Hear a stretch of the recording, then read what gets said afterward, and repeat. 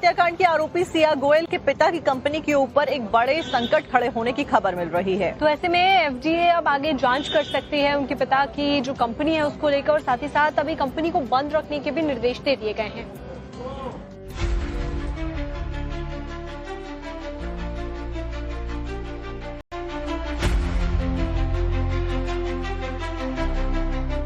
पुणे के चर्चित Ketan Agarwal murder case की मुख्य आरोपी सिया गोयल का सच अब तक सामने नहीं आया है।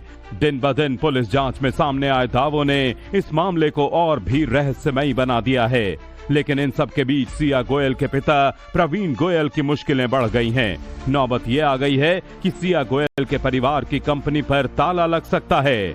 दरअसल महाराष्ट्र के खाद्य और औषधि प्रशासन यानी एफडीए ने सिया गोयल के परिवार की कंपनी को खाद्य सुरक्षा नियमों के उल्लंघन और लाइसेंस संबंधी खामियां मिलने पर अगले आदेश तक कारोबार बंद रखने का नोटिस जारी किया है। कल एफडीए ने सिया गोयल के पिता से जुड़ी कंपनी पर बड़ी कार्रवाई की। कंपनी से 4172 किलो खाद्य सामग्री जब्त की, जिसमें हल्दी पाउडर, तिल और सोयाबीन चंक्स के नमूने जांच के लिए लैब भेजे गए हैं। लेबलिंग में अनियमितता और मिलावट की आशंका पर करीब 8,14,000 रुपए का स्टॉक सीज कर लिया गया है और अगले आदेश तक कंपनी को बंद करने का नोटिस जारी किया गया है। एक तरफ सिया केतन अग्रवाल की हत्या के आरोपों में गिरफ्तार है, दूसरी तरफ अब उसके पिता की कंपनी सवालों के घेरे में है। दोनों केस में सच क्या है वो तो आगे की जांच में सबके सामने आ जाएगा।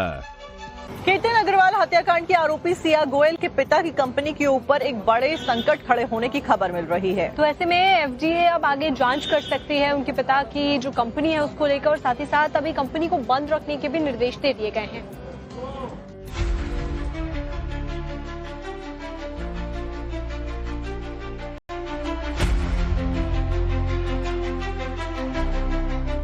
पुणे के चर्चित केतन अग्रवाल मर्डर केस की मुख्य आरोपी सिया गोयल का सच अब तक सामने नहीं आया है।